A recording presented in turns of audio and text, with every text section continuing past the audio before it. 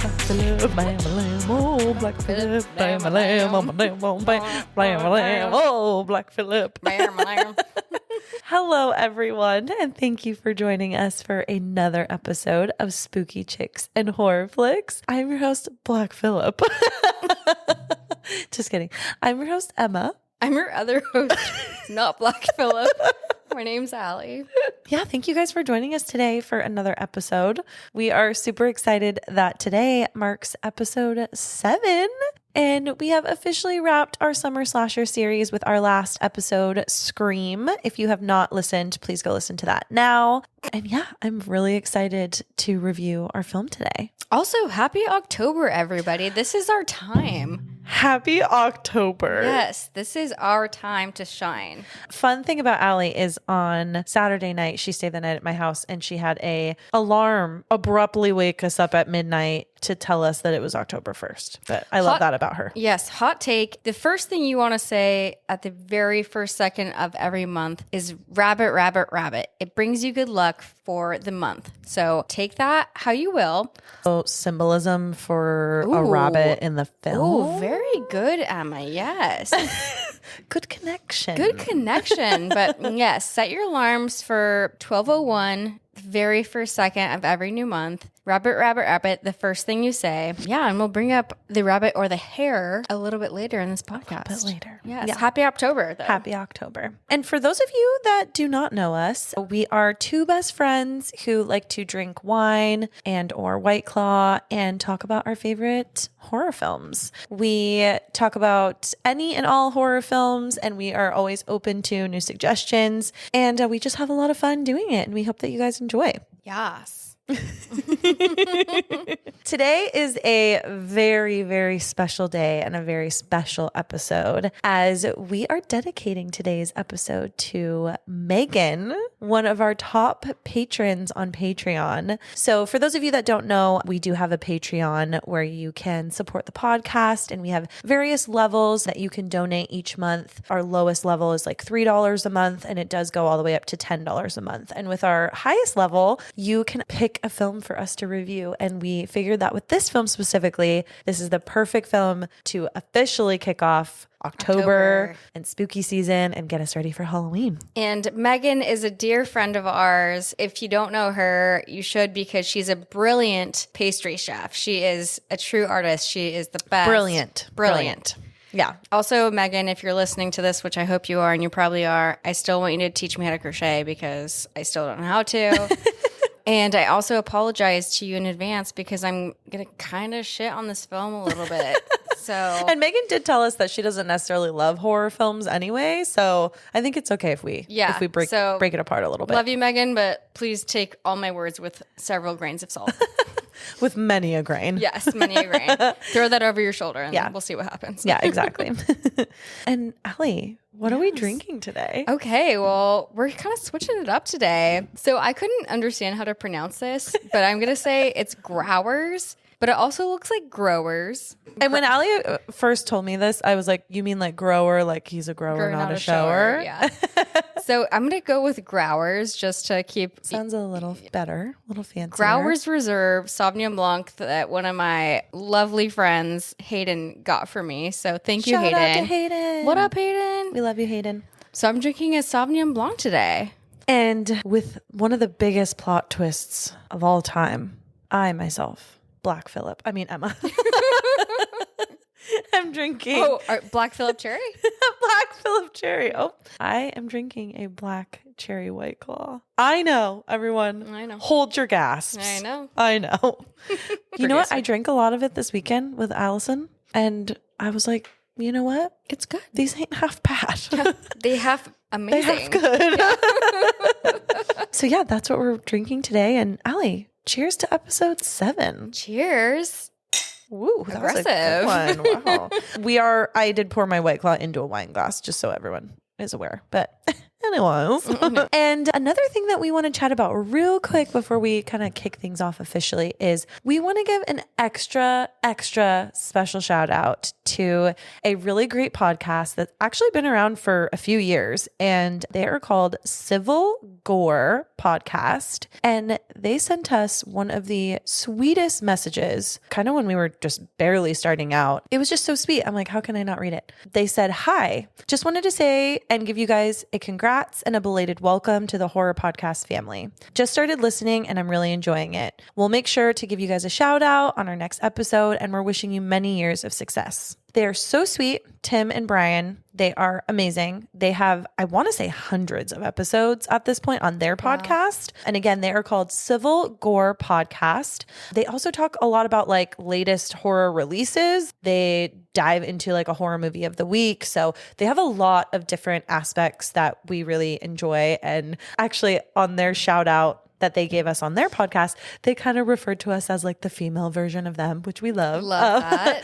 And, you know, Tim and Brian, we want to have you guys on the podcast eventually, so we'll have to work that out. But yeah, go give them a follow at Civil Gore Podcast. We loved that. And just a testament at this community is so awesome. Like everybody's supporting everybody just in all regards to horror. So yeah, love it, you guys. It's so fun. And we're going to talk a little bit more about this once we get towards it actually being live. But we also just did an interview with Ken from Sledgehammer Horror. We did a YouTube interview where we talked about our very first horror movies that we saw and kind of like the impact that they had on us. So shout out to you, Ken, and your wife. We loved you guys. You guys are so sweet. And yeah, you can find them at Sledgehammer Horror. And we'll talk a little bit more about that. Our episode, I think, is going to go live in November. So yes, we'll make sure that you guys all know where to find it. All right. So moving on to our rose and thorns of the last couple weeks. Allie, do you want to start us off? I will definitely start. I'm going to start with my thorn. It's a big one, you guys, and I'll talk about it later. I'm okay. Everything's awesome. It was just a big thorn that I will... Big thorn in her side. It was a big thorn in my side and all over my body. And I'll talk about it later, like I said.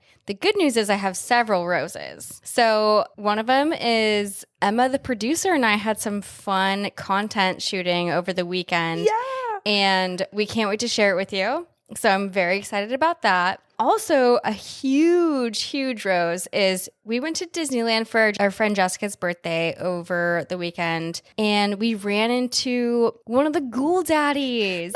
Matthew from the Ghoul Daddies. And we got to meet up with him, and he was the nicest. And we met him actually at Midsummer Scream, where we kind of kicked off this whole thing. And we love Matthew and Paul of the Ghoul Daddies. So major shout out to them. And it was an amazing experience on top of being at Disneyland. So totally really agree. happy about that.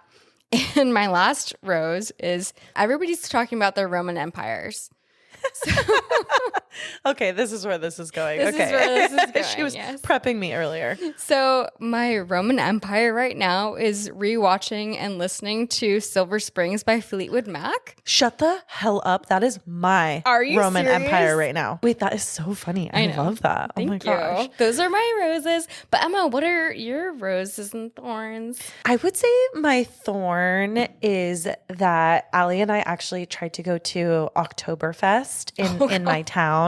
And we had a blast. I mean, it was fun, but it did start downpour raining on us as we were watching an 80s tribute band, which just really harshed the mellow. I will say on that note, though, the 80s band was low-key amazing, but also there was a man sitting on another man's shoulders whipping his shirt around. So it wasn't all bad. It wasn't bad. Yeah, it was good. It was good. And I also have several roses, and actually a lot of mine align with Allie's. One of them, again, meeting Matthew at Disneyland was so fun. Matthew is the best. He was so sweet. We can't wait to see him again.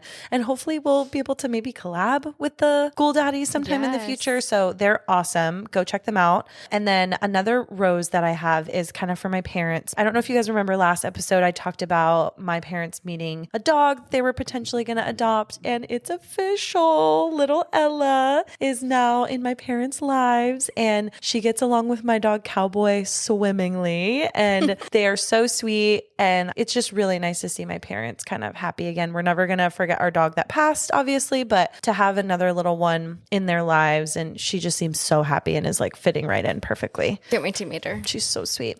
As we mentioned, Megan is our patron that we are dedicating our episode to today. And we are going to be reviewing The Witch, the 2015 film directed by Robert Eggers. All right, fuckers, it's time for trivia. Question number 1. Why are you guys laughing at me? No reason. I just love you. Question number 1. What year does this film take place? Oh, I know this one. I do not. Okay. Question number 2.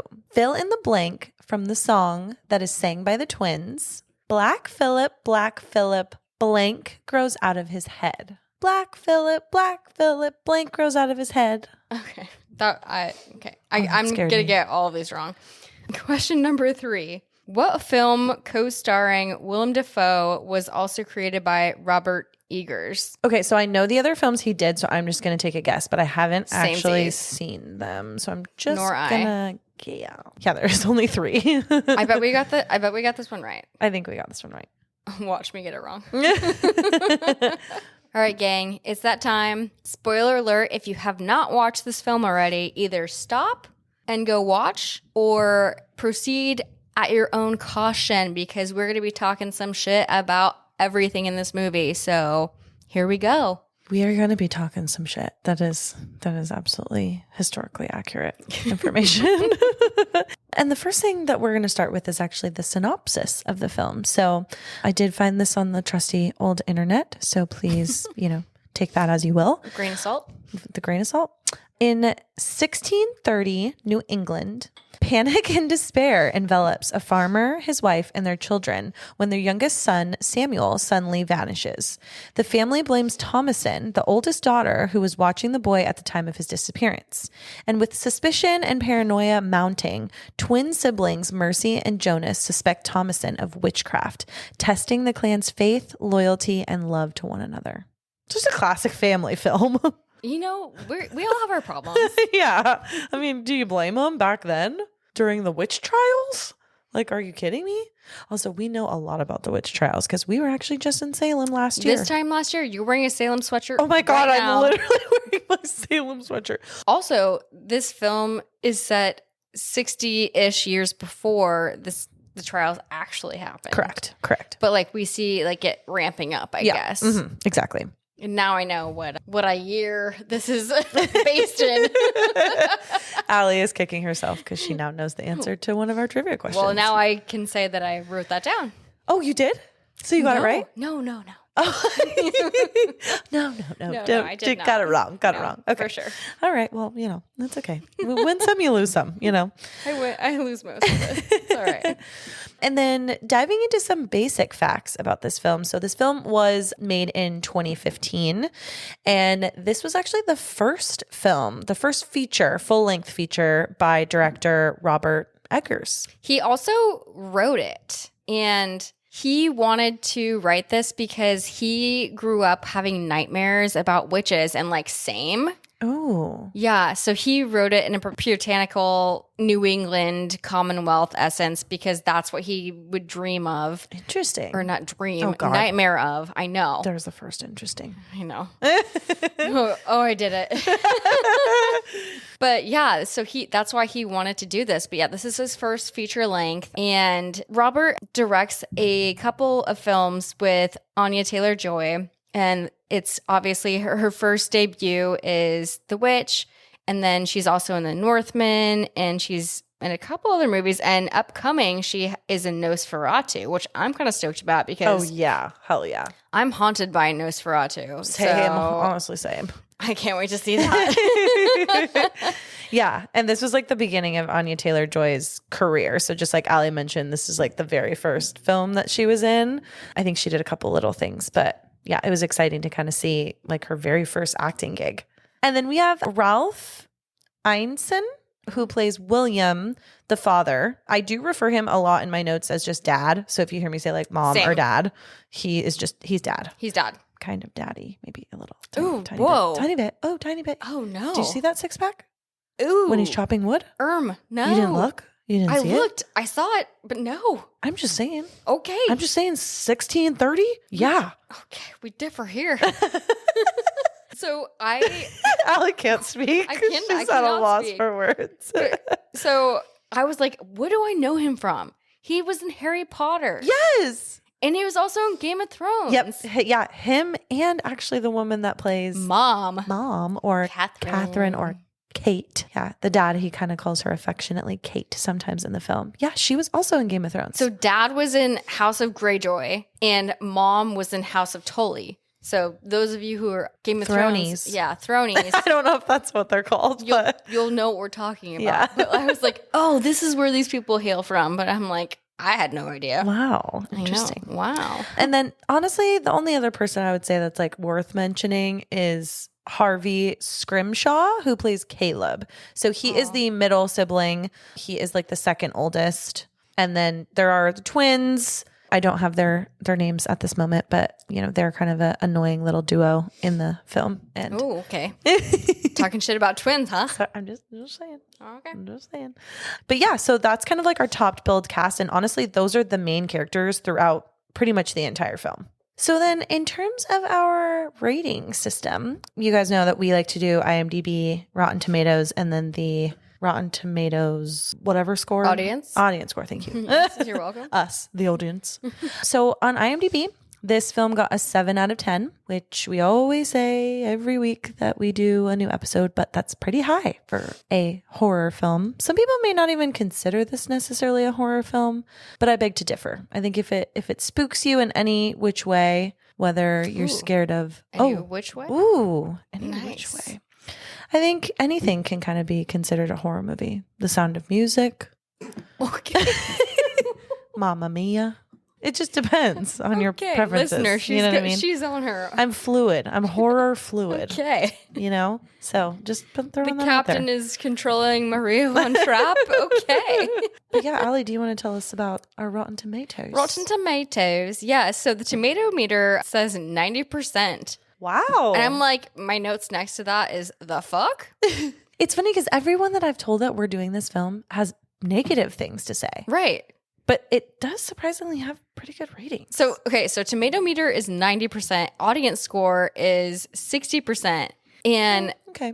I'm like literally flabbergasted by these high scores. Am I missing something? We talk about Zuli, our friend, and on our Zuli meter, Zuli, don't watch this. Our friend Zuli really doesn't like anything that has to do with like demons, demonic forces, the devil, kind of anything like that, which we're going to have a hell of a lot of that in this film. Ooh, so the Zuli meter is high. Zuli, don't watch it. Do not watch it. We love and if you are anything like Zuli, maybe don't watch it. Yeah. So then moving into some of our fun facts. So this film was obviously supposed to take place in Massachusetts, New England. We already talked about it being in, 1630 time frame. And it was actually filmed in Kiosk, Ontario, Canada. Canada. Oh, Canada. I don't know if that's the song. I don't either. I just know it's Oh, Canada. Producer knows it. He's a hockey fan, so he got it. Knows. And something really fun about this movie, which I never knew the significance of until we have decided to review it, and I've been doing some research, is if you look at how it is spelled on movie posters and in a lot of graphics, I would say, and even on, a lot of places where they actually just like type out the word witch is spelled with 2 capital V's, making kind of a letter W. And the reason that this is the way it is because Robert Eggers, the director, wanted to be kind of historically accurate. And back in the 1600s, the letter W was not widely used in the alphabet. People would put like 2 V's together to make kind of that W sound, I guess. Wild. Very wild. Wild.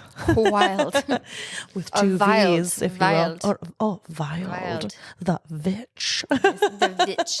So I think that's really, really cool. And another thing about like this in general, just like kind of time in America, in old America, is that Robert Eggers also really wanted to be as historically accurate as possible. And he actually used a lot of the dialogue in the film from like old diaries and books and published, pieces that he could find from that time period, which I thought was really, really cool. Some other stuff that's kind of interesting about this. Oh, I said interesting. God. Damn it.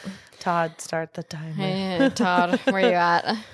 Another thing that I thought was kind of cool is we run into a rabbit or like a hare quite a few times within the film. And there is a significance to that other than it just kind of being a cute little animal that may have something sinister going on.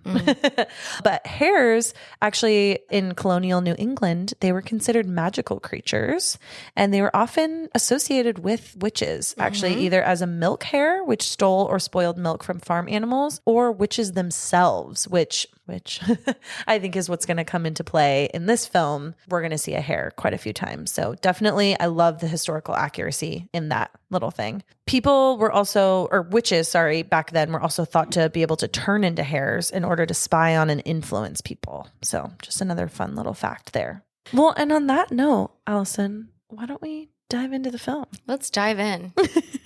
Our opening scene starts with some really eerie music that seems like classical, but kind of creepy, periodical. You know, it seems kind of like, I don't know if I knew what music sounded like in 1630, this is what it would sound like. And we also hear some whispers also, and then immediately get a shot of Anya Taylor-Joy, who plays Thomasin in the film, the oldest daughter. It's a straight shot right on her, you know, very kind of up front and center in her face. And she is in a courthouse with her family. This is where we also get introduced to her family, who seems to be on some sort of trial, or they're having some sort of a court hearing within their little town or their province or whatever you want to call it, colony back then. Basically, like their family is going to get kicked out of the plantation. And the, you know, judge says that they've basically been disobeying laws of the Commonwealth and of the church. I kind of like when movies do this, and I pulled out some of my AP Lit from high school Hell yeah.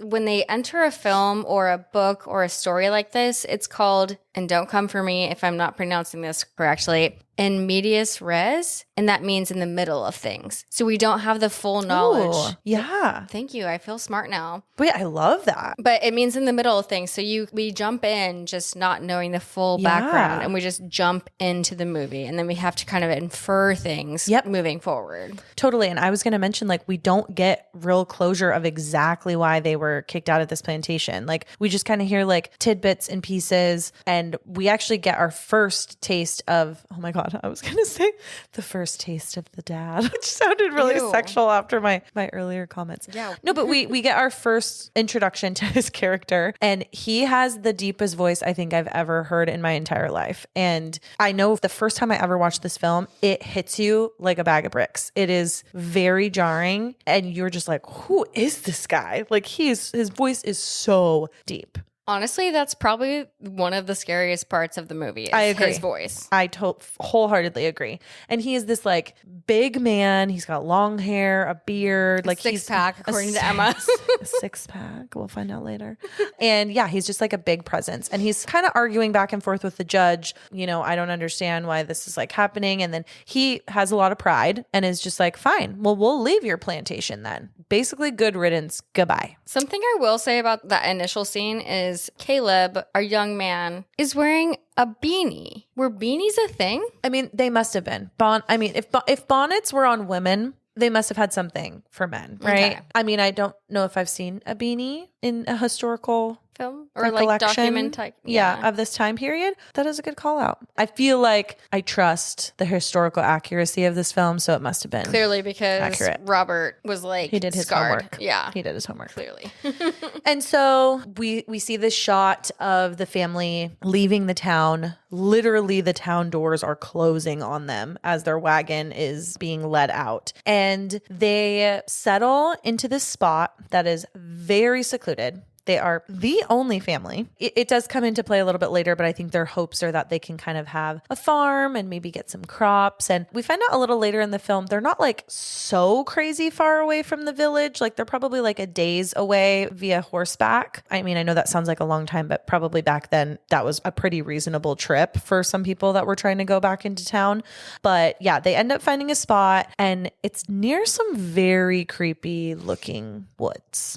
So the father, he says, Dad, William, he says, we don't go into the woods, blah, blah, blah. Like, so why would you put your new homestead right next to the woods? And you have 5 children? I was thinking that, like, how many kids do these people A have? lot of kids. That's a lot of kids. They have a lot of kids, 5 kids for 2 adults. Like, they're obviously outnumbered by 3. How are you going to keep them from the woods? How are you going to keep them out of the woods? That's They what I don't. want. Well, clearly they don't. I don't know how they're going to keep them out of the woods. Mama, they don't. Daddy, they don't. And another thing that happens right when they get to this like new, homestead that they're about to build together is you actually see the shot of the dad. It's kind of funny. At first I was like, what the hell is he doing? And his nose is literally to the ground and he is, I'm assuming, smelling the soil, like as if he can tell if it's going to bring them like good crops and if they're going to have like a great time there. And they all hold hands as a family and they pray together. And they pray together actually quite a bit in this film, which is a very big recurring theme. It's like they have faith, but they also don't have faith. Like they practice prayer a lot, but do they actually believe the things that they're praying in? That's something I want us to all ask ourselves. I have so much to say about that, but I'll wait till the end. Yeah. Then we get a shot of Thomasin and she is in her home. They've obviously, it kind of fast forwards a little bit and they've like built some sort of a little house for themselves where they have kind of like a tiny little barn/pen where they have some goats and, they're trying to grow some crops. And we have this shot of Thomasin and she's praying and she says like, I confess that I've lived in sin. She says, I've been idle of my work, disobedient of my parents, and neglectful of my prayer. And I've broken every single commandment in thought. It's almost like what Ali said at the very beginning where you kind of come into the middle of things. It's like, we didn't witness any of this happening, but she's like talking essentially to God. So it's in one of the most intimate settings that you could possibly be in. And she's like, I have not been the best. And she's kind of like, I pray for mercy. I pray for forgiveness. It seems like she's asking for something else out of this life, which is sort of what I gathered from it. It's almost like she's like, what else is there for me out here? Really good point. And that's kind of a foreshadowing. I would say so as well. Yeah. And again, we all need to realize too that this also takes place back in the day when women were treated as property. Vessels, tools for birth and for just pumping out a lot of kids. And so she may be having these internal thoughts where she's trying to figure out like, what is her path in life? And, she's obviously not going to be on this farm with her family forever. She's probably going to have to find a husband. And there's probably a lot of things going through her head. And I'm assuming these things, but just from seeing this film a few times now, it really does seem like this part where she's sort of confessing to God that she's needing some guidance. It's just like, she's just wondering if there's like more out there. It's very religious. This is a very religious film. Religious, yeah. And it has a lot of religious elements and like hints and stuff. So we'll see that all throughout. Totally. The next thing that we see is Thomasin helping her mother with their youngest in the family, baby Samuel. And obviously Thomasin is oldest sibling, so she's kind of like the mom's like right-hand man, so to speak. So she probably helps a lot with like the children, making sure everyone's kind of staying in line. She helps a lot with chores and things like that. And, she probably helps a lot with the baby. So the mom very willingly hands over baby Sam and Thomasin takes Sam kind of close to the woods, but not super close to the woods, honestly, just kind of on the outskirts of their little property, and she's playing peekaboo with him. And it's actually like a really cute shot. The little baby, he's laughing and it's super, super sweet. And the shot, it goes back and forth between Thomasin and little baby Sam of them playing hide and seek. And on the last shot where Thomasin is saying like peekaboo, she has her eyes covered with her hands, and when she lets them go, she looks down and baby Sam is gone. She freaks out. She looks around, does not see baby Sam anywhere, looks even towards the woods, as we probably all would if we were like in that position. And she doesn't see him at all. This is my note on this. Like, I know this is about like witches and stuff, but like the baby could not crawl or walk. The witch took the baby. I know, but how? But how? You're just being, you're like realistically like, how logical. The fuck did you do that? Yeah. Oh my God. Magic. Witches, please don't come for me. I know. But Magic. Because then literally the very next scene we see a cloaked woman. Right. I would say walking swiftly. I don't think that she was running, but she's walking swiftly with the crying baby. With the baby. A baby. Yes. And then we see that little baby Sam has been taken to, some other place within the woods. And we see baby Sam laying near some candlelight. He be naked. And we see in the background, kind of blurry, what seems to be like a naked older woman, and she's sort of like running her hand along his little bod, and it's really weird and it makes you feel very unsettled, which is obviously the purpose. And you're sitting there as the watcher hoping that nothing bad is going to happen to this baby. And I can't help but think, because I grew up on Hocus Pocus, I'm thinking like she's going to suck the life out of this poor 100. baby to get youth, right? To be youthful. And she's stroking the bebe. The baby. And a knife comes out, and it cuts to another naked woman bathing herself and, or like, kind of Ambiguous dark scene. It's an ambiguous dark scene, but like, like churning butter. Yes, like that is the perfect way to put it. And that's I was like, what the hell is she doing? And you see her naked butt. Yeah. Well, I mean, again, it's not clear. Like, the producer did not catch this the first time he watched it. But again, when he came over to my TV and the brightness was a little higher, he was able to see it. He said, oh, that's a lady's butt. This is a naked lady butt. It's a naked lady butt. An old lady butt. But what it looks like she's doing, because you see her butt, so she's obviously facing away. You can see her backside, but it looks like she's what could look like churning butter contraption. Yes. But you see that it's like blood. Yeah, they do kind of a close-up scene, and I wrote in my notes, and I hate that I even wrote this, but I said, it looks like she is mashing up what looks like blood and guts. I put guts too, and I didn't want to say that, I know. But good for you. I know. And yeah, and then like Ali said, she actually starts rubbing it all over her body. And then she starts rubbing it on a very large stick. Yep. Perhaps a stick that she uses to fly. Sure. I'm pretty positive that that's what it is. Yeah, because then we see her rubbing it on this large stick, right? I literally wrote in my notes, perhaps a stick she flies with. And then there's literally the next shot is the large glowing moon with what looks like someone flying on a stick in a cloak. All I was focused on was the moon because I love moons. Yeah. So no, same. The first time I was like, oh, that's such a nice moon. Me too. I'm all, that's a nice boulder. Like, it was just like very like, but I agree. And it was until I watched it today again that I was like, hold up. She is flying on that goddamn stick. Of the baby blood? Of the baby blood. Whoa. Yeah. So little crazy. So after our moonlight, riding off into the moonlight scene. Dancing in the moonlight, everybody's feeling warm and right. It's just about natural sign. I do love that song. Me too.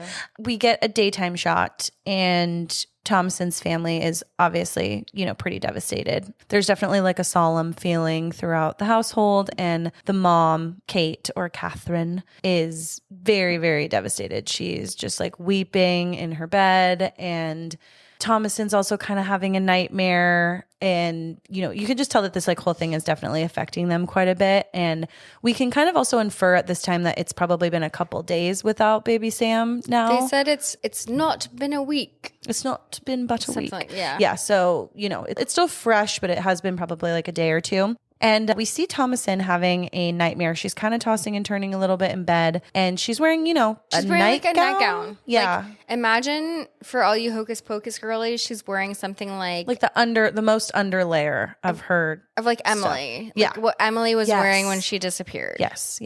Emily Banks, for those of you that don't know. Anyways, so she's wearing kind of like that same sort of getup, and we see Caleb kind of come over to her with a little bit of concern. She's tossing and turning, and there's this shot where it kind of focuses a little bit on the opening of her nightgown, and you can see that Caleb is a little bit fixated, and you don't see anything. He's curious, and he's like, ooh, boobies. What's that? Boobies? Boobies. Or your yabos? Or your, oh my God, I'm the worst. Yeah, you are. Your yabos. Caleb likes your yabos. Caleb loves them.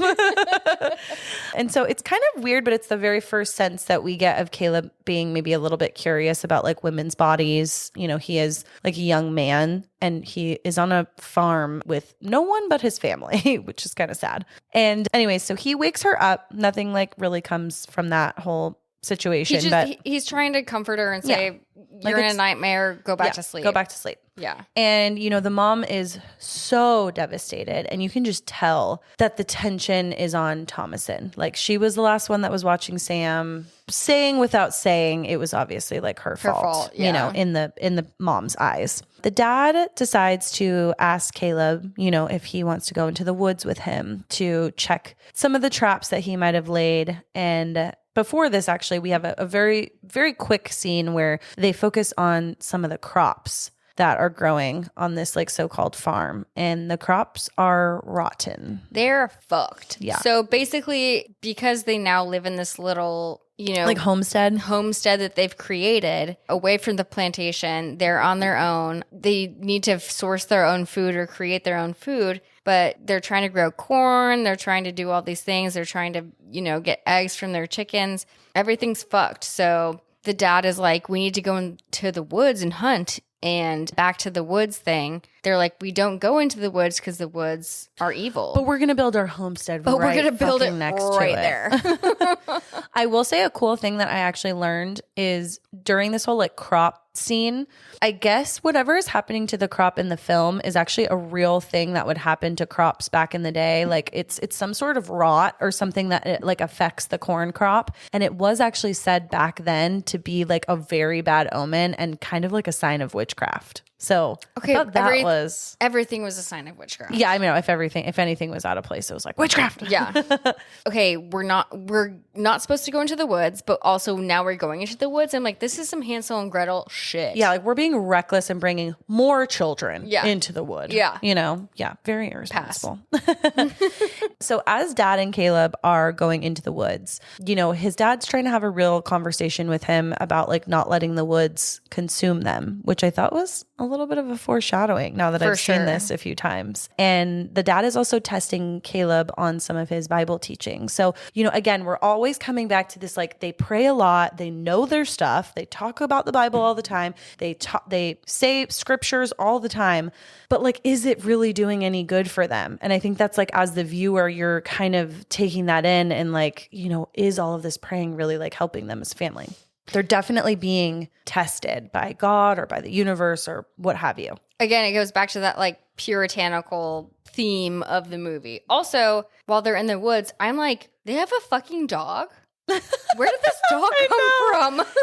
I know. The dog is a little cutie. He's Fowler. Fowler. And Fowler is a little cutie, and he kind of accompanies them for everything. And so he's with them in the woods. But, we'll get into that a little bit more later. And Caleb actually ends up asking if his little brother Sam was born in sin. And he's kind of wondering like why Sam got the fate that he did. And so there's a little bit of like a teaching moment, I guess, in this with the father talking to Caleb sort of about why bad things can happen in life and why, you can sometimes just be tested by the Lord, quote unquote. And Caleb is also kind of curious how they got some of the traps. He helps his dad reset some of the traps as they, find them in the woods. And his dad confides in him and tells him that he actually traded the mom's silver cup, which was, we find out later in the film, very special to her as it was her father's silver cup. So while they're in the woods, they actually see a hare. And they're like, let's shoot it for food. And so Dad, again, like we're just referring to him as Dad. His name's William, but like we can't be bothered. Yeah. It's kind of a weird scene. The hare is just like staring down the gun of into the barrel. Their souls. Yeah, into their souls. And the gun then, when he shoots, it backfires onto him and injures the dad. And not terribly. Not terribly. But think like the little kid in A Christmas Story. Okay. You know what I mean? With the BB gun. There's another instance of the hare that really comes into play along this film. Yeah. And then simultaneously, as they're kind of having this experience in the woods, we're back at the farm now or at the homestead. And Thomasin is trying to gather some eggs, and she goes into the chicken coop and she's only able to gather one egg, which a further sign of just how desolate this homestead is and how there's really lack of resource. And she drops the egg, and the egg breaks, obviously, and the egg is bloody and has a little baby chicken inside of it. And it's a very jarring scene, definitely feels like a bad omen. And as Thomasin is looking down on it, you can tell that she's a little freaked out by it, for sure. That's like one of my worst fears, cracking open an egg and it's got some kind of something weird in it. Yeah, totally. And then we see the twins and they are singing about Black Phillip, which is kind of the first introduction we get to Black Phillip. Black Phillip. And what I will note is that my notes say 2 creepy kids. And their names are actually Mercy and Jonas, and they're twins. And coming from a twin, I get that we're creepy sometimes. Like we are creepy.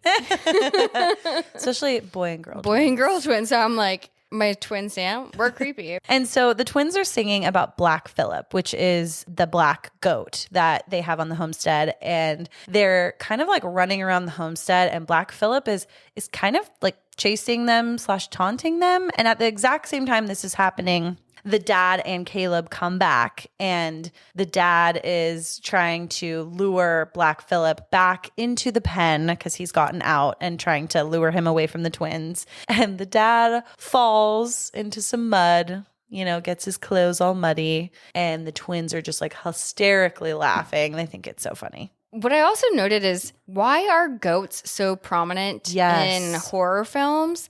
And I looked it up because it really was interesting to me. And also, if you haven't seen Drag Me to Hell, that's another really good movie that has a goat in it. We are going to do that film for sure. We love Justin Long. We love Justin Long. We love Sam Raimi. Go watch it. Mm-hmm. I looked it up, and Baphomet is a goat deity associated with the Knights Templar and the devil.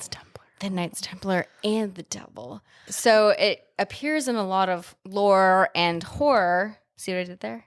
And I tried to read more about it, but my ADHD wouldn't let me. So if you want to read more, go do it yourself.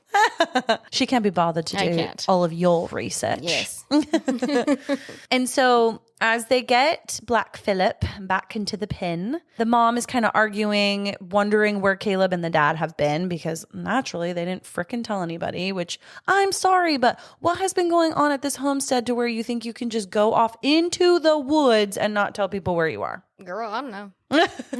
And so she's kind of questioning them, whatever. And Caleb, for some reason, doesn't want to tell the mom that they went to go check the traps, because then he's sort of selling his father out, that his father sold the silver cup to get the traps. That's exactly what it is. Yeah. So he tries to make up a lie, and he tells his mom, we were in the wood because we were trying to look for apples. I thought I saw an apple in the valley. And he literally says, I did this to try to cheer you. And the mom is like, oh God, that's so sweet. She doesn't say that, but like immediately, like the tension is, has come down to a normal level, and she's not as mad. At the same time too, the mom is ordering Thomasin around and is asking her to undress her father, because her father just fell into some mud, and to go wash his clothes in the nearby brook. Like, how creepy or weird is that? Yeah, and we're going to talk about it a little bit later in the film too, but the mom does make a comment towards the very end of the film about how Thomasin has been like witching not only Caleb, but her father. And she kind of calls her, I think, like a slut, basically. Yeah, we'll get there. Yeah. But basically, enablement is where we're at right now. Yep, totally. And so then, Thomasin goes off to go clean her dad's clothes in the brook. And at the same time, also, the mom is like, Caleb, can you also go to the brook and fetch us some water? And so when Caleb goes over there, he sees Thomasin washing the clothes. And we get another shot of him checking out her boobies. Her yabos. She's not bearing them all for anyone to see, no, but it's just like they're just kind of sticking out of the top of her dress a tiny bit. And he's looking at her again in curiosity, doesn't want to get caught. She kind of catches him a little bit, and he looks away. And, she's kind of questioning him, like, Caleb, she says, why are you dallying? And what'd you say? Why are you dallying? What does why you dallying mean? Like you're dallying. Dilly dallying? Yeah, like that. Okay. She's like, what? Why are you dallying? She's like asking him what's wrong, whatever. And so she's kind of like consoling him. She brings him into her lap. And then we have like a cute like brother-sister moment for a second where like, I don't know, it's just a weird. She's being like maternal. She's like, and he's like a little brother in her arms. Like it's really cute and sweet. And you have this sweet moment. And then out of, the brook bushes. Freaking Mercy. Little Mercy comes out. Thomasin and Caleb hear a little crack, and they're kind of freaked out because again, there's been a lot going down in these woods and recently. They're close to the woods. They're close to the woods. They're kind of freaked out. And little Mercy comes through and she's like, I'm the witch of the wood. And she goes, I am on my stick flying through the woods. Clickety, clackety, clickety, clackety. You love that, Em. I love that part where she goes, clickety, clackety. I just think it's so cute. And So cute, the demonic things yeah, that she's are just happening. such a cute little demon child.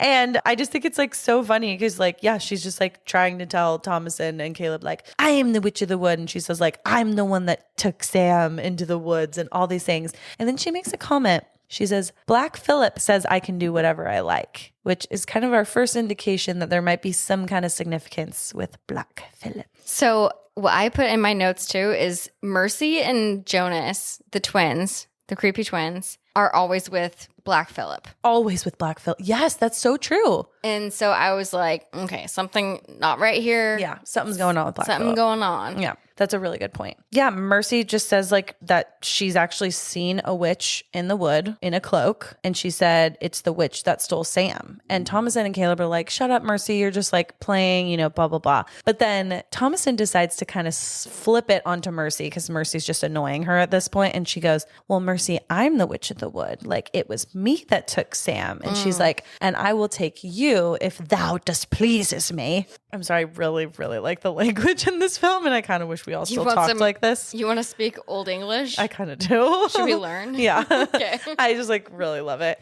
And she even like kind of pushes Mercy to the ground a little bit. And it's like, I think she's kind of just tickling her, but Mercy is just like, oh my God, stop, I mean, blah, blah, blah. I get I'd it. be- It's probably scary. I'd be fucking pissed if like if your siblings were doing that. I'd be like, what? Like, what You know, I'm scared in general. Yeah. Like, But then Thomason even says too, I this is a part that's pertinent because you know that they're starving, but they don't outright ever really say it. And she says basically like, I'm going to eat you because we've been lack of food. This is also kind of, you know, beginning first half of the film and you're getting that vibe that everyone's freaking hungry. So they're probably getting a little cuckoo. So then everyone, you know, comes back to the homestead and it's now dinner time and they're all sharing a mere piece of what looks like a very flat little pita piece bread. of bread. It literally looks like pita bread. Yeah, it does. Like the but saddest. flatter. No, the saddest piece of pita bread. Like you've someone ever seen. opened up a pita bread and tore it in half, and then that's like the half that they're eating. Yeah. Yeah. And the mom kind of questions Thomason about misplacing the silver cup. And she's like, you know, do you know where it went? Like you were the last one that was like cleaning it. And Thomason's like, I have no clue. Like it was on the shelf the last time, you know.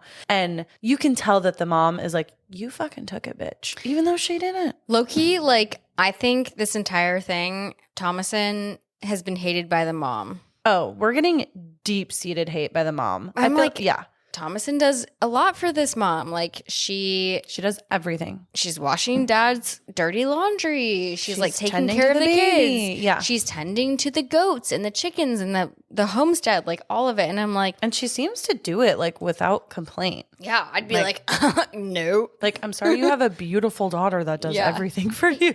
Like, Just kidding, Lisa. If you asked me to do those things, I mean, yeah, I would like 100% do that all for Christine. Yeah. But like, Christine wouldn't yell at me, accuse me of selling the silver cup. Lisa would also not accuse me of being a witch. So, or maybe she would actually. Me and Christine are witches. Yeah. Actually. My mom would love that. I was going to say like, oh wait, maybe not. So they kind of have like a heated conversation, but kind of not. And then, you know, the mom's sort of over it and is like, oh, they hear the goats. They hear the goats at dinner. And she's like, oh, Thomason, did you not put the goats to bed? I'm sorry. I'd love, like, do you guys like these reenactments? Because I'm thoroughly enjoying them. I'm just fully anticipating you speaking in Old English for the next month. And so Thomason goes out to put the goats to bed, however you do that. And she actually sees the rabbit, The hair. the hare in the goat's pen, staring right at her. And so flash forward a little bit and it's bedtime and the mom and dad are having a little bit of a conversation in bed. They are talking about just kind of everything that's been going on. And, you know, you can tell that the mom is just over Thomason's shit, even though there's not shit to be over. I was going to say, like, what are you saying? No, there isn't. I'm over the mom's shit. But the mom has some sort of, you know, she's over it. She's over Thomason for whatever reason. She's blaming her for everything. Being young and beautiful is not a crime, you know. It's not a In the word of Meredith Blake. And the mom and dad talk about how they say Thomason has now Become a woman. She's in puberty and, you know, it's time for her to be basically sold off to a family and to leave their family and to go grow up and do her own thing. And as the parents are having this conversation, the kids, Thomason and Caleb, are actively listening in the other room. And you can see Thomas's face is just like, oh shit, like they're going to ship me off Like, to shit's about boarding to school. happen. No, I'm just kidding. That'd be better than. Sorry, this is not the Parent Trap. I'm sorry. Or is it? Well, you said Meredith Blake. I mean, it just got Sorry. stuck in my head. My bad. But yeah, so the kids are listening, and the mom and dad are like, "Can you hear us?" Which is kind of weird.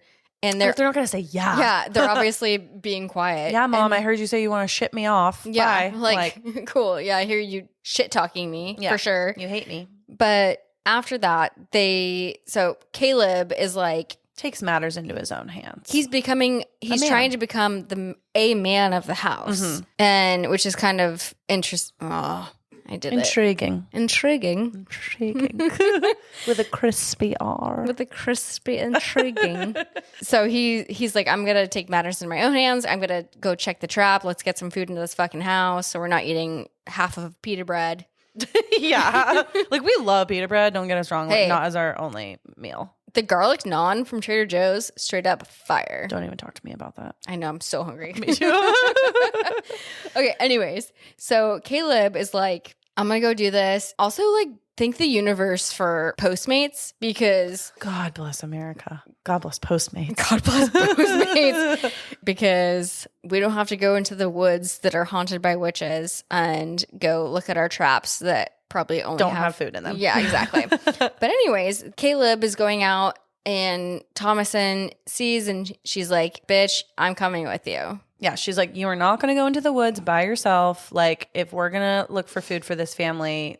I think Thomason's also probably trying some sort of redemption in her mom's eyes too, of like, maybe if we come home with something, like, she'll like not be so pissed at me and won't send me away. Or she's trying to be maternal too. Yeah. Well, she obviously doesn't want both. Caleb Yeah. to go by himself. Yeah. Too. Yeah. So they go and find the trap, and they do find something. They do catch I think it's a rabbit or something, maybe Some a kind of- squirrel, yeah. something in the trap. Because now all of a sudden it's hanging on the side of the horse, and they're making their way back. And they actually are having this really sweet little conversation as they're riding through the woods. And Thomason is the one riding on the horse, and then Caleb is on ground leading the horse. And they have like a conversation about back in England. And Thomason's like, do you remember back in England, like laying in the sun in our porch, basically, and Fowler, their dog, just laying in the sun, like enjoying it. And it's so sad because there's about to be a not so nice scene coming up, and they actually see the hare right in front of them, a few yards off, and Fowler sees the hare and starts barking ferociously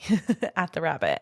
And the horse runs after it. He runs after it, and at the same time, the horse gets really scared and bucks Thomason as Caleb runs after Fowler. Then they kind of get a little bit separated because Caleb very much separated because Caleb has run off to try to find Fowler, and he doesn't realize that Thomason just got bucked off the horse. Otherwise, I'm sure he would have tried to come to her aid. And so she actually gets knocked out temporarily. So we kind of lose sight of Caleb for a little bit, and then we see that Thomason is just like waking up and like, what the fuck just happened? She's like, where's my horse and where's my brother? Yeah. And our dog. And she's kind of close to, or seemingly close to their homestead, because she wanders off, and dad is like, what the fuck just happened? Yeah, she's able to eventually find dad. And Caleb, he unfortunately finds Fowler, and it's really, really sad. And at the same time, though, he finds the hare again. And I think, personally, as I'm watching this, that the hare is luring him to where he's going to end up, because he doesn't follow it almost like with the intention of like, I'm going to shoot it, I'm getting ready to shoot it. It's almost like it's like put him under some sort of a spell or like Girl, a trance. 100%. Yeah. So like you mentioned at the top, like these rabbits or hares are deemed to be magical, or basically witches in animal form. In animal form. Mm-hmm. And so he follows this hare, and he starts to go into some pretty thick wood. Like, he has a couple of parts where he literally has to crawl through, like, and it's really, really rough for him to get through. It's thicket. And he actually comes to a very creepy looking little cottage. Okay. In the middle of these woods. I don't think it's creepy. I think if you and I... No, I mean, I think it's lovely. Yeah. But I think in the context of this film, it's a little creepy. But like, if we were just like... No, like, I would love to live there right now.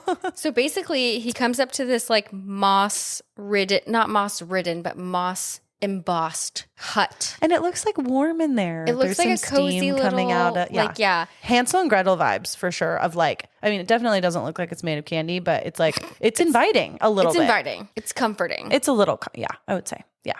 And all of a sudden the front door opens. And this hot ass witchy comes woman. out. Yeah. She comes out and she's just got her like, little red cloak. she's got her like, Hot bod. well, also like Her yabos. her yabos. So there's this thing where in that kind of century, you bring up your yabos to like have them kind of pop over your corset. Yep. And she does that. Mm-hmm. And he's like, yabos. Great. And we can tell that he was already mesmerized by his sisters before. So Right. can you imagine a woman that he's not related to? And poor kid is like, oh my God. Give me those yabos. Well, no. He's like, he looks scared in the moment. He looks terrified. I did actually write that in my notes. I said he looks so scared, but he's literally in a trance and cannot get out of it. He's like, yabos, but there's a rack. Yeah. 100%.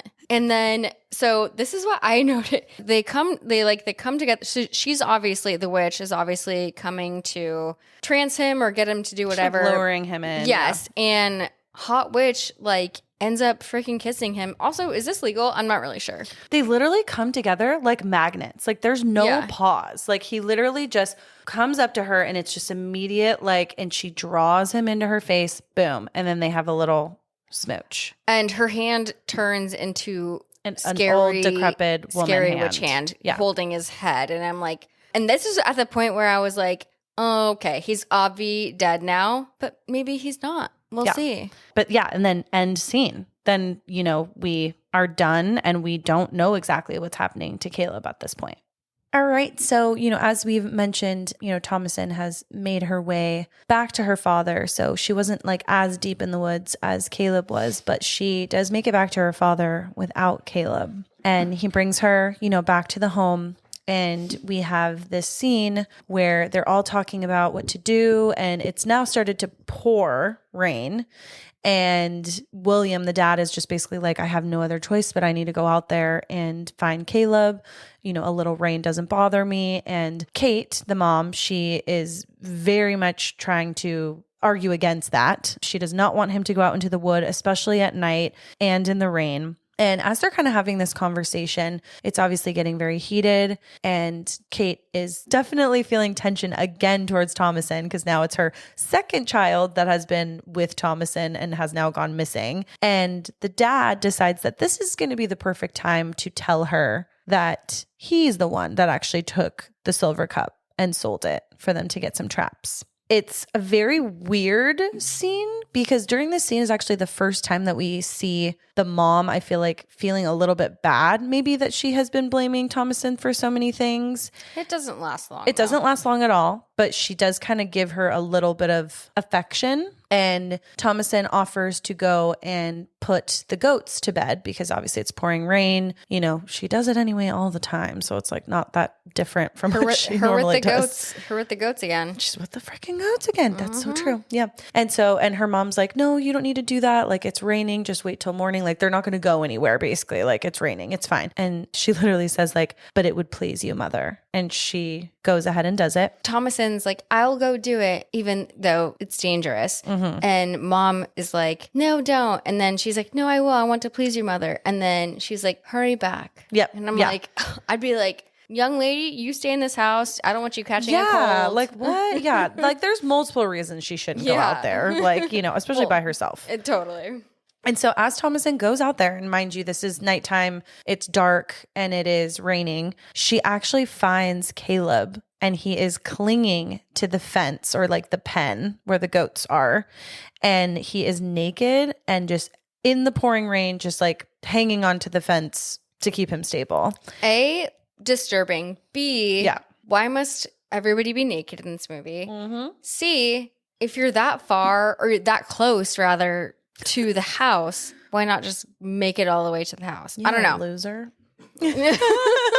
No, I'm not child shaming. Caleb. They're going to come for us. But. So then they bring Caleb into the house and he is basically unconscious. He's very unresponsive. But also like, surprise, Caleb isn't dead. He's not dead. A surprise.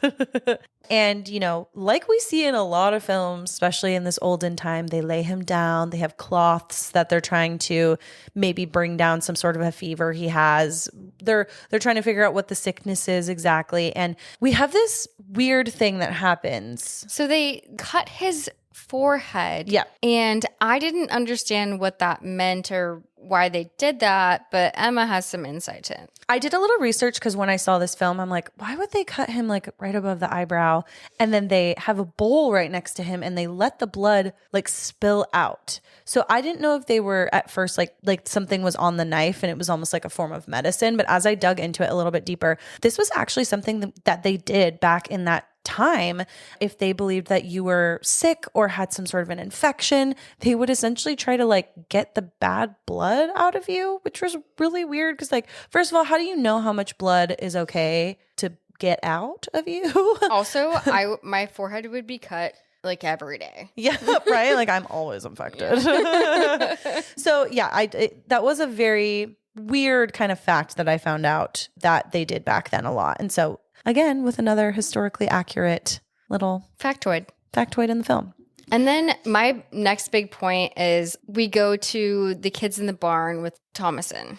And at this point now it is daytime. Yes. So they're kind of just, Caleb is still, quote unquote sick, but they are going about their day doing like their daily chores. So Caleb is sick. So he's still at the house and he's sick, but they still are having to tend to the animals, the goats. So Thomason, Mercy, and Jonas are in the barn tending to the goats. And they cut to Black Phillip, which is like so cute because like low-key, super cute goat. Super cute in this part too.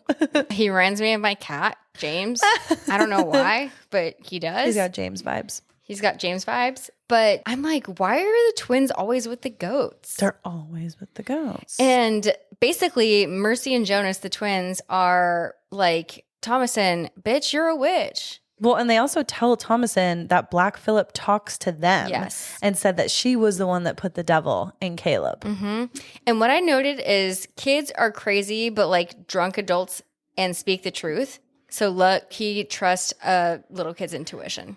But kids are also kind of scary too. Because like, 100%. Okay, like, and this isn't really a spoiler alert, but kind of is. Like, Thomason actually isn't a witch, like in this film. So the fact that they're also like, they're manipulating everyone in Thomason's family to make it seem like she is a witch. Or so kids can be kind of crazy in that way too. So at this time too, again, like they're tending to the goats and doing their daily chores. Thomason is trying to milk their female goat, Flora, who's their white goat. And she starts to milk her and blood comes out of her udders and freaks Thomason and the twins out. As this is happening too, we have a conversation with mom and the dad, and they are in the house with Caleb, and they're, the mom is like, dude, this is freaking witchcraft. Like, this is crazy. And this, like, these weird things keep happening to us. And at this moment, the dad, William, he's trying to fight the thought. He's really trying to come up with any logical reason that this, wouldn't be witchcraft. It's definitely not any of their children, definitely not Thomason. Kind of like the last line of defense, so to speak, with this being witchcraft. As creepy as I find Dad, William. I think he really wants all of his kids to just be innocent and like okay, and like have a happy family. And as like a parent would, they don't want anything bad to happen to their kids. They want their kids to be good people. He's truly like wanting the best out of them. And shit's not going well for that train of thought. No. And to that point, Kate, she's like, hey, I have something I need to tell you. I think she says like, I need to confess something. And she's like, I've been kind of like a piss poor wife. Like, she's like, I've just been such a fucking sad mess since Sam, was taken. And she kind of just like apologizes. And she also talks about how much she wants to be home in England. And I think that also is probably like a stab to Will's heart because as a husband and father, and man of the house, it was probably his decision to like come out to America. Or New England. The Commonwealth. They kind of just talk about like, they really need to set things straight here. And they kind of make a decision that they want to head back to the plantation that banned them They're actually talking outside now at this point. Kate and William have kind of a consoling moment where Kate kind of loses it a little bit and she's crying and she's just really upset with everything that's happening to their family. And they kind of make the decision that they're going to head back to the plantation. At this moment, they all hear like a blood-curdling scream and they run inside to find Caleb. And Caleb is not fully conscious, but he is speaking like random phrases. They seem like they are like scriptures from the Bible. He's like speaking in tongues. He's kind of speaking. I mean, it's English. But like it is the old English tongue. The old English tongue.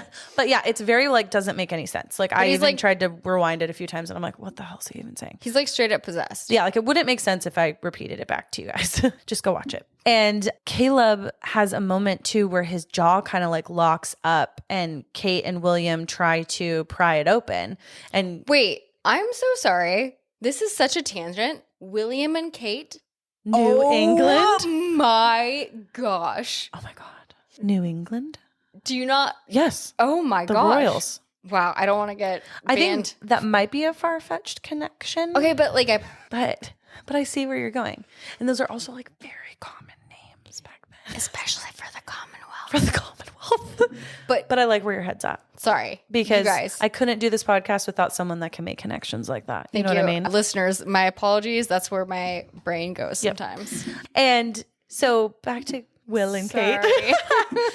They're trying to pry Jonas, Caleb's jaw open. And I don't know if they use like a knife or some kind of tool. They're like, don't break his jaw, blah, blah, blah. And he literally, right before our eyes, spits out a bloody apple onto the floor. Do you know what that alludes to?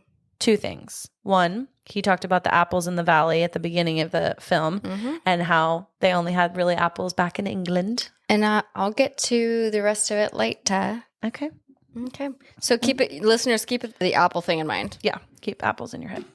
Apples in your head. And, again, the whole family is witnessing this, by the way. So the parents are kind of like, Thomason, keep the twins away, blah, blah, but they can't help it. I mean, everyone's like, what the fuck is going on with Caleb? And so Thomason has Mercy and Jonas and she's kind of holding them back from the situation. And Mercy turns around and basically rats Thomason out and says she's a witch. She told me, she said that she was the one that took Sam. She put a curse on all of us. Basically it is her fault. And at the same time, Will is kind of like, what the hell? Weird that he would believe his 4-year-old daughter Mercy, but anyways, and he makes Thomason get on her knees to basically tell him she is not a witch. So, she's sitting there and she's denying everything. She's like, Dad, I am not a witch. I swear, I will pray right now. And I think they do a little bit of prayer. And then at this point, he's trying to make everyone pray because they're trying to pray for Caleb. They just want to pray as a family to try to get strength and faith back into helping this poor boy. So when they start to try to pray, Mercy and Jonas are unable to pray. They cannot remember their prayers. They act like they can't remember them. Well, that's what I'm saying. Oh my gosh, are they the original Salem people who are you're a witch, Yeah. Oh, they're fucking manipulative as hell. Twins can be like that, Speaking as a twin. To my earlier point, they have manipulated a lot of this situation. Obviously, let's call a witch, but they have definitely swayed some thoughts in this family on who is who and what is what. They definitely are looking at each other and be like, okay, let's do this shit. Mm-hmm. Totally. As this is happening, Caleb actually lets out a big gasp. And it's Linda Blair shit. Yes. Yeah. He kind of arches his back and he's kind of making some movements on the bed. Yeah. Very Exorcist. And it was Exorcist X. And then he's reciting Shakespeare. Yeah. Yeah. It's very random. And he says she desires of my blood. And then the twins off to the side are repeating some of the things that he's saying, further perpetuating that they're kind of just trying to act freaking crazy and they're possessed too. He then sort of has this smile across his face and he's looking very blankly past everyone. He's not focusing his eyes on any one person. I wrote in my notes that it looks like he's having a good experience. He says he feels warm and he was God, kiss me on thy mouth. And well, it's he's accepting his fate. Yeah. Although I don't know. He's looking into the light and he's light, just take me, basically. Ooh. Then he dies. And literally that's what it says in my notes. yeah. It's like, It's kind of just what happens. He just stops breathing. Shakespeare and then Done. So it was a wild scene and it was very abrupt. It was. Then the twins also kind of act like they're unconscious. And so they're like down on the ground. And Thomasin is just like besides herself that she just watched this happen. And so she actually runs outside in absolute shambles. And her dad runs out to try to console her. And he grabs her and he sort of sits with her and he's trying to console her. And, you know, he's trying to be positive. And they sit by this very barren tree that looks like basically a twig. And he says, you know, this tree will be lovely come spring. But basically he's like, is this my last minute with my eldest daughter? Like, tell me now. Okay, let's have this pleasant moment and then tell me now if you're a fucking witch. Totally. Yeah. And he starts questioning her again and he's like, Thomasin, I can't help you unless like you tell me what's going on, like unless you speak the truth. And he's kind of pointing out to her like, look, we're the last one with Caleb and you were also the one that found him. It's also like daggers. It's so sad. Yeah, it's like, dude, she didn't do anything. And she's literally telling her dad like, and he just keeps questioning. He's not believing her when she's like, dude, I am not a witch. And he even says like, you know, basically like, please don't lie to me, blah, blah. And then she kind of turns it around on him as like, do you want to talk about lying? And she calls him out and is like, you know, about I heard, she calls him out about the cup. Mm-hmm. She's like, you let mom just give me the blame on the cup. And then number 2, I heard you and mom talk about how you guys wanted to send me off to another family. Thomasin ends up actually telling her dad in this moment that they have together that she actually believes that the twins are witches because the twins tell her that they talk to Black Phillip. And so dad actually brings Thomasin back inside and he's like, you know, tell your mother about your thoughts about the twins being wicked. And he's trying to also question the twins, 2 like literal 4 or 5-year-olds. And, you know, they're still pretending. Dude, they're like they're 8. No, they are not. They're like 8. They are not 8. Producer? No. What do you think? 5? Oh my God, no. 5. Yeah, I agree. Maybe not 4. That's a little young, but I would say 5 or 6 at the highest. They're not 8. I feel like Caleb is like 10. Okay. Then I stand by my sentiment that they're like 8. Okay, sure. Continue. Sure. So anyways, so the twins are still freaking acting like they have no clue. Like they're acting unconscious, like they can't hear anything, whatever. The dad's getting frustrated. And he basically turns against all of the children at this point, and he brings them all to the barn where they have the goats. Like, why? And he boards up the barn with all 3 kids inside with Black Phillip.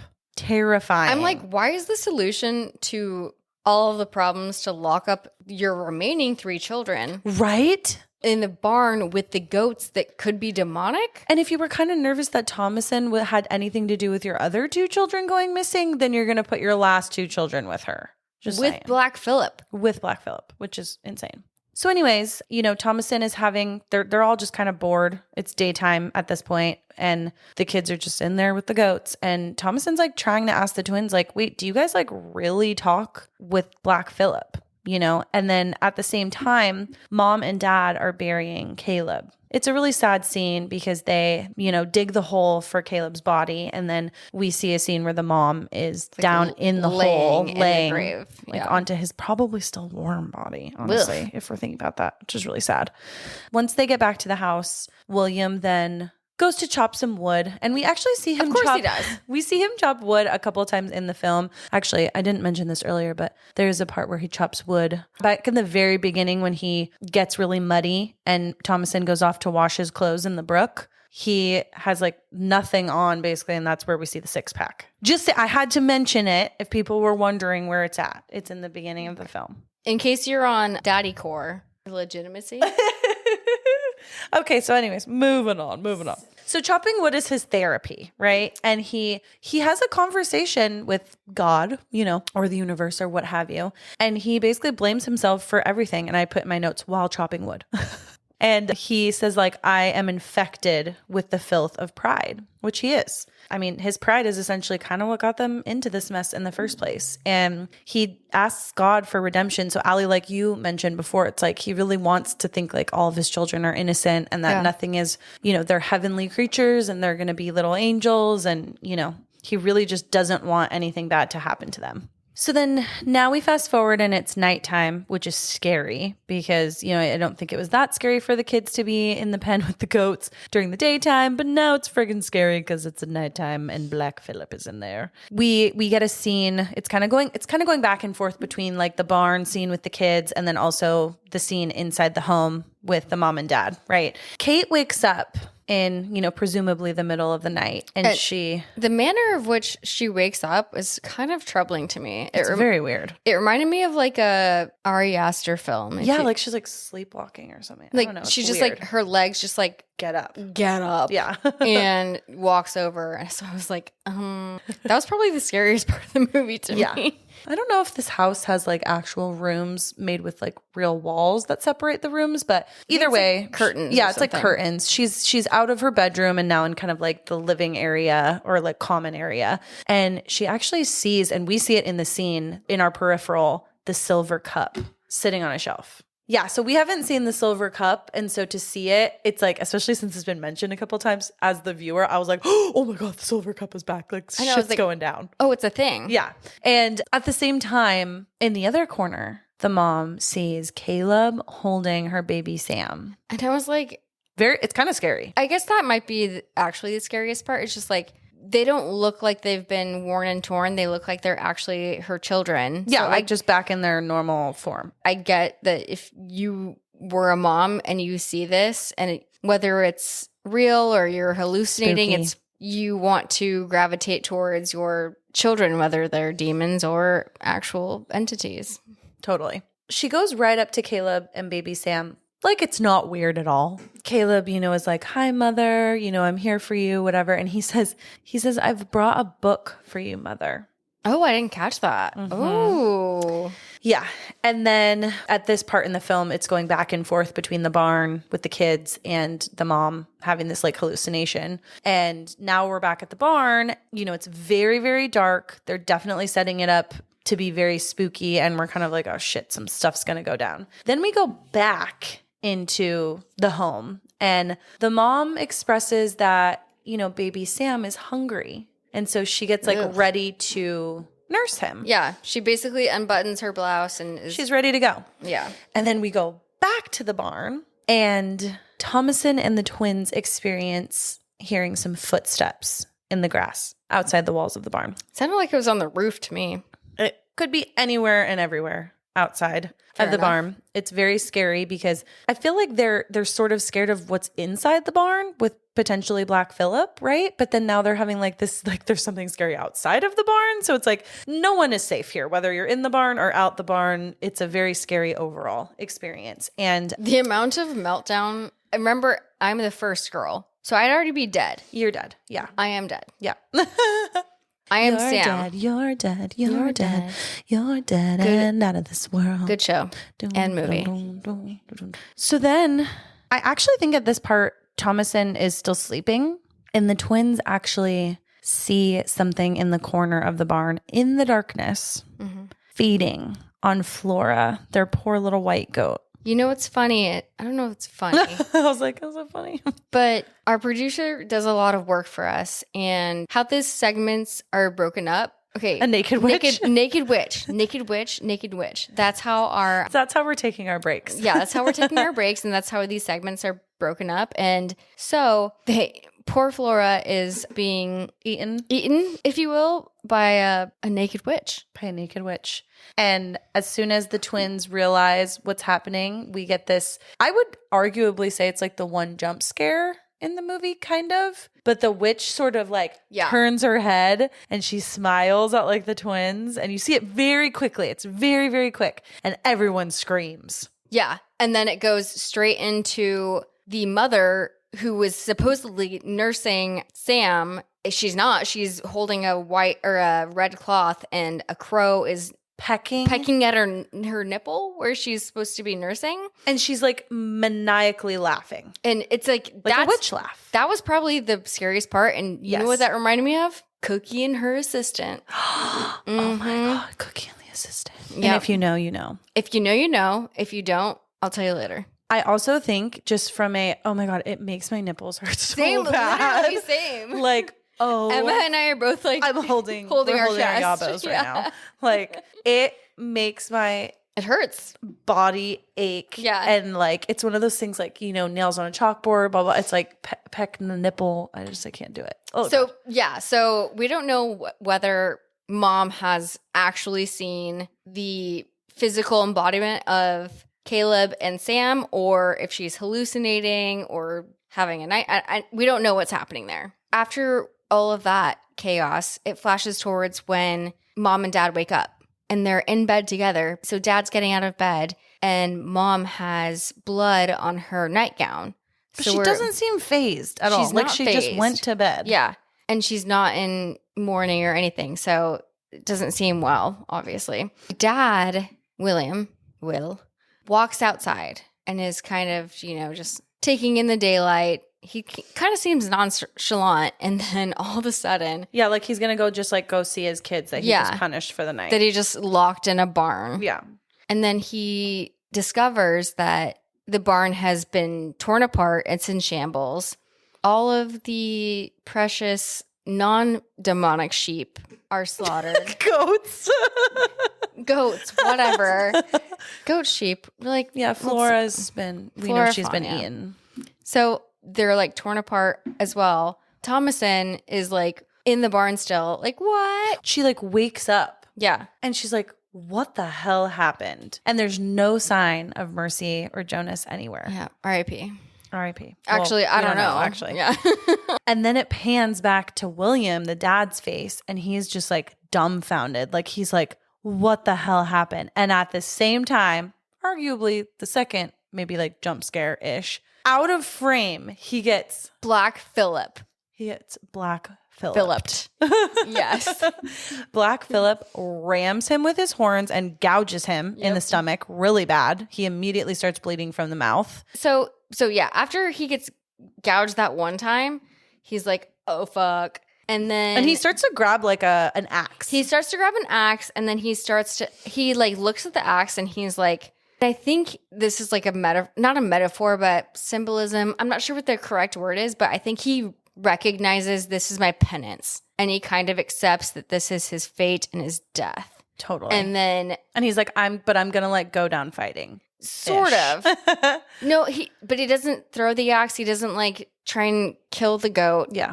He accepts his fate. Listeners, if you remember, we keep talking about the cutting of the wood. He gets basically like thrown into the pile of wood that he's been cutting for apparently years, because there's a lot of it. Black Phillip like basically rams into him again. Yeah. And into the pile of wood. Yeah. So he goes up with the wood. He will go down with the wood.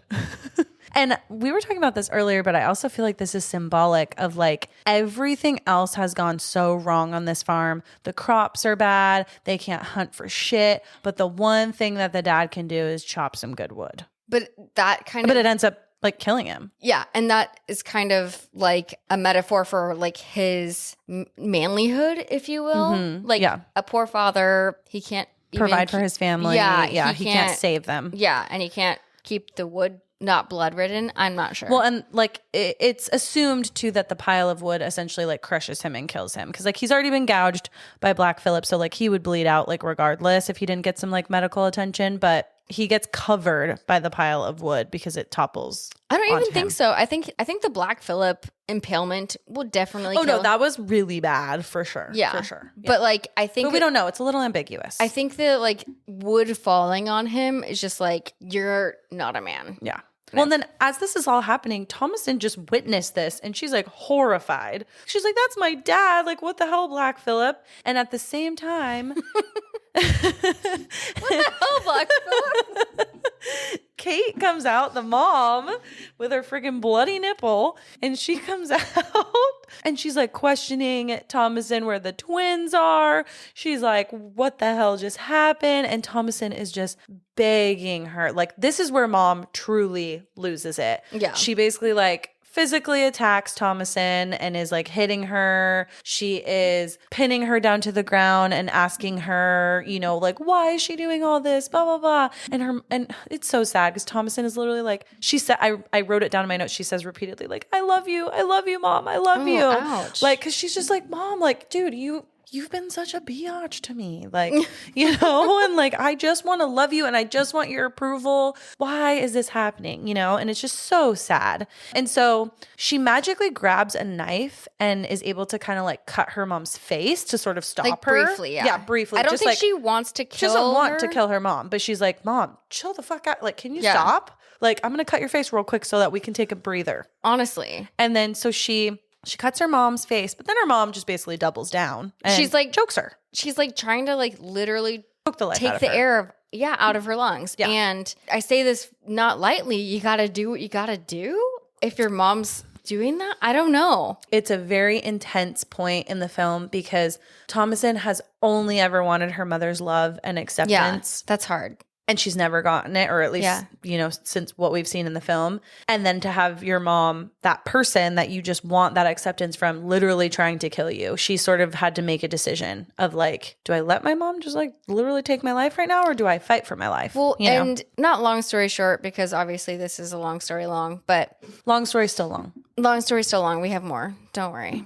So Thomasin ends up ending her mother's life, who's trying to kill her. And when her mother she's perished, she's holding her like, yeah, I have that in my notes. Yeah. Like she's crying literally with her mom in her arms. Like you can just tell that she's literally saying like, I did not want this. Like you literally forced me into this situation.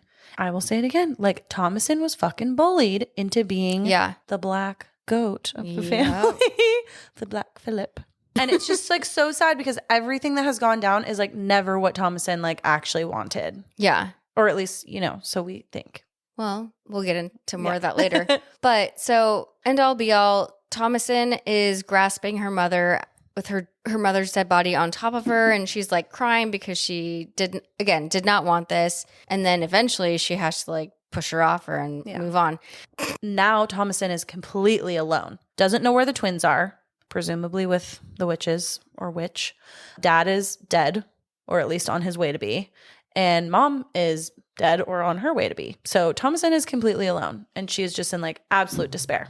So Thomasin ends up walking back into her house. She looks very blank and empty. Yeah, disheveled. You can just tell that the emotion has literally been kicked out of her, like with everything she's just been through.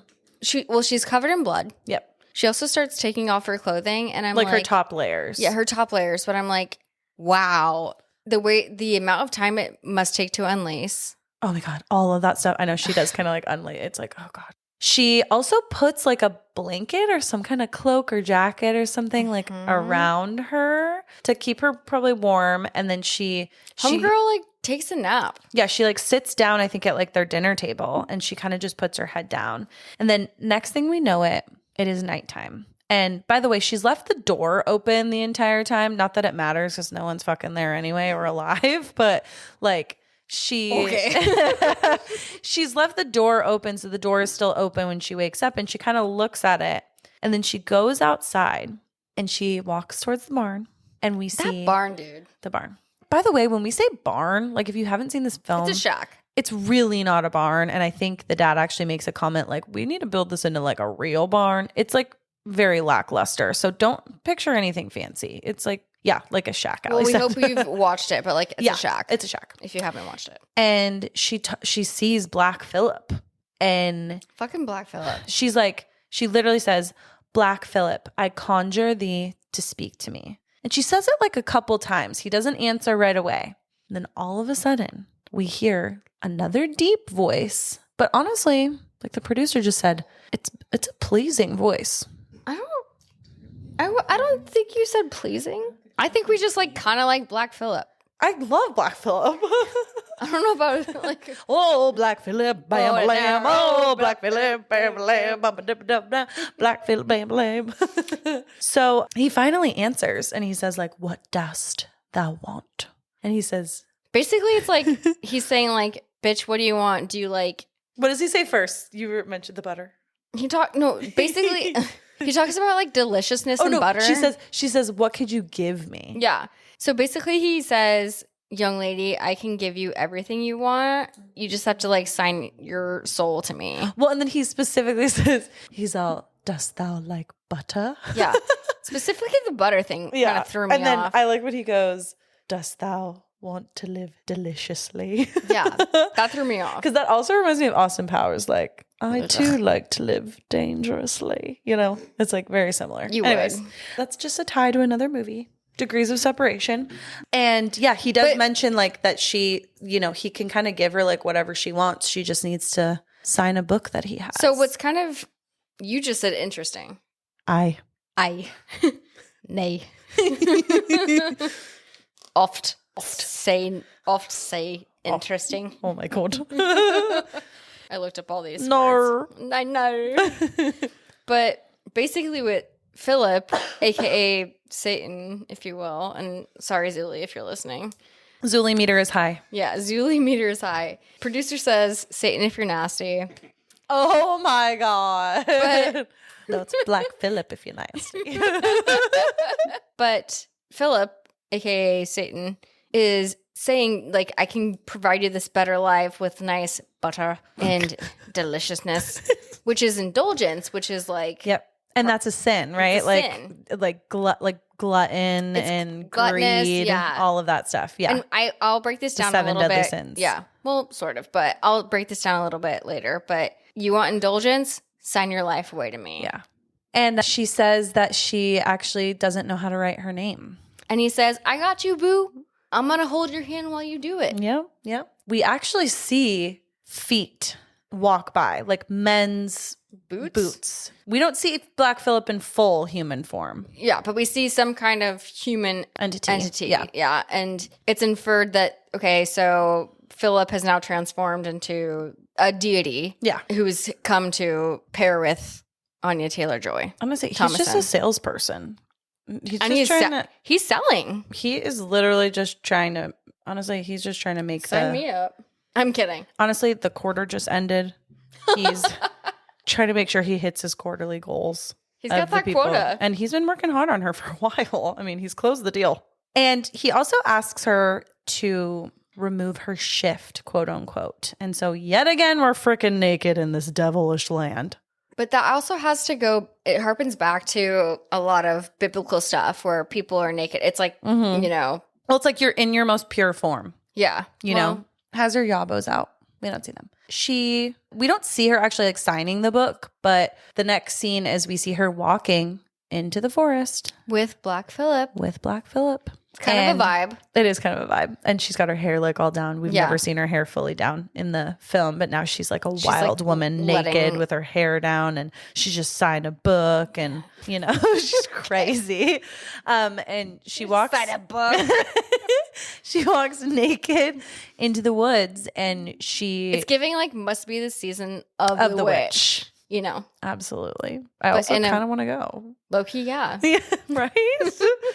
But so she walks into the forest naked, and she actually finds like a gathering of other women who all also have their hair down. They're all also naked, and they're chanting around a fire and kind of dancing around, and it's a vibe. It's for sure a vibe. It also reminds me a tiny bit of Trick or Treat, which... Oh, it reminded me, I put that in my notes, like 100% Trick or Treat. It's like, let's like dance and be like, I'm little creatures. Let's like be our true form. Yeah, I'm rocking my shoulders. You guys can't see it, obviously, but it's them being their true forms. Yeah. And Thomasin finds herself coming into her true form. And all of the ladies start to float. Wow, we have a lot of parallels. They all float. They all float down here.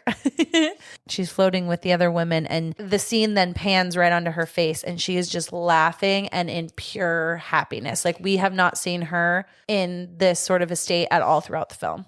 And by the way, that's the end of the movie. Then that's it, guys. But I think, and then creepy old English music at the end. Yes, that's it. That is true. But I think that was her, release. She found her freedom. I don't know if it's a good freedom or not, but she found that freedom from her family, who basically told her she was a witch, and she's like, all right, bitches, I'm a witch then. Yeah, she's like, you know what? You guys want to keep calling me a witch? I'll be a freaking witch. Be a witch. Yeah. It's like self-fulfilling prophecy. Like, totally. You got it. I got you. Yeah. I can be a witch if you want to be it. Like, I'll if be you want me to be witchy. Yeah. Overall, like, my thoughts on this film, I didn't love this film when it first came out. I think I only saw it once. And now I've seen it a few times in the last couple weeks. And I will say that it grows on me like every time that I've seen it. And I don't know if it's because I'm noticing more things or if because now that I've done like extensive research on it, I know a little bit about the background of why certain things were the way they were, or I really appreciate like the historical accuracy of it. I think that there's a lot of things that are appreciative about it. And there's, you know, films like The Crucible or films that Hey, don't knock The Crucible. No, I love The Crucible, but I mean, well, I mean, I just mean like there's not a lot of horror films that deal with witchcraft on like a real level like this and how it actually plagued real people back at this time. Well, and that, you know, I have in my final thoughts section Your hot takes. My hot takes. Not even my hot takes, but like also facts. This movie left me like flabbergasted because I didn't understand it at first. And like you, I had to watch it a couple times and be like, yeah, what is happening here? And what's crazy, and as Emma said at the top of the podcast, we went to Salem last year and we kind of learned more about the history of the actual trials and everything. And this movie obviously highlights the bad of being accused of being a witch. And now it's kind of like cool of it's yourself to be a witch. Totally flip the script. And even back then, like if you did anything that was outside of the quote unquote norm, whoever established that, even if you know, believed in medicine from plants or you were really handy with, you know, XYZ as a woman, like you were accused of witchcraft. So there's also like a feminism storyline, I feel like, to this film where, and again, we talk a lot about like the place of the woman in, you know, the household and how Thomasin was just basically treated like, sorry, you can't really be in this family anymore now that you're like a woman. We want you to go off to like marry someone and you can be their servant, you know, this whole time, what have you. So I think it's really sad that back then people were so easily accused of being like a witch if they were just like a tad outside the norm, or if they were just a woman that wasn't willing to just sit and be in societal standards and be quiet and just be like a little slave. Like, you know, I would be accused of being a witch. We would not be We would probably be burned at the stake. 100%. If I'm being honest. But like put in the water and that thing. Yeah. So again, like I was saying, after watching this movie a couple times, I didn't really understand it. So I had to do a little bit more research. And after doing my research, I appreciated it more because it really encapsulated a lot of the paranoia of religion that happened in the 17th century. And like, religion is huge in this. It's a huge thing about basically everything's about religion, including witchcraft. Totally. Yeah, because like even nowadays, like especially like Catholic religion and stuff, like if you believe in God, you believe in the devil too. Like it's really hard to believe in one without the other, you know? So yeah, I think the themes of like religion in this as well are just, it was a crazy time. And I mean, there's still a lot of people that are very religious, believe what they believe, and it can so easily guide so much in your life, you know? Yeah. Also, what I found is that everybody in this film, like everybody in the family, I think we know their last name. You don't. Actually, I read about this. You don't know their last name, which is weird. Interesting. Oh God. Dang it. Fascinating because you said it, yeah. I can't take it back now. It's fascinating because back then, like a lot of people had a certain last name, like that, lined, your clan was very much known by like your like last name and everything. But I mean, we have such an intimate look into this family's lives that we didn't really ever need to know their last names, I guess, because you know. I suppose you're right. Yes, but everybody was a sinner. The father was too proud. And so they left, right? Caleb, the little brother, lust. Yes. Thomasin, temptation. Yep. So we all of the, except for the twins, I'm not sure. I'm not sure what their sins were. Probably like deviance. That's not a sin, but. Mischievousness. Mischievous, yeah. Somebody's got to have gluttony in there. Maybe it was goat. Not sure. But yeah, so everybody, it's a lot about religion and sin, which this is a deviation of what Emma and I usually talk about. So, but there's a lot of Adam and Eve references. like original sin and all of that. Like the nudity and the apple tree. Yes. And William, the dad, and Caleb have a talk, and they talk for a minute about basically Sam was born into sin because of Adam. The mom makes a note too earlier in the film about how they should have baptized Sam because that's like how they would have, gotten him good with God and in God's good graces and all this stuff. So yeah, definitely a lot of Adam and Eve. Megan, thank you, because you're making us think deeper. Way deeper. Yeah. So, and, I think this is, a lot of people might not consider this a horror film, but I think it's less scary than it's more making you think. Oh, yeah. It's like a little disturbing. Yeah. You question a lot of things out of it. I mean, I guess, Allie, would you consider this film to be scary? So that was what I was going to say next. So thank you. Is no.